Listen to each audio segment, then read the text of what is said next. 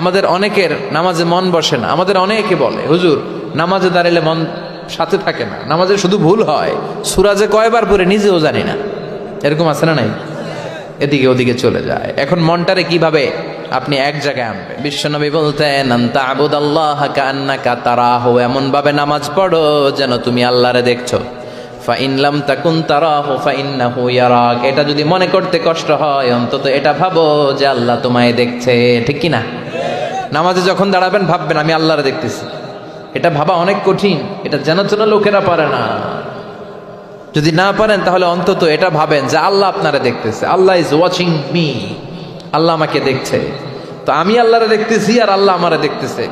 সুফিরা এটারে দুইটা ক্লাস করছে, একটার নাম দিছে মুশাহাদা আর একটার নাম দিছে মুরাকাবা। মুশাহাদা মানে আমি নিজে দেখি, আর মুরাকাবা মানে আমি দেখি না, আমারে দেখে কে? কেউ যেটা দেখে না দেখে কে? কেউ যেটা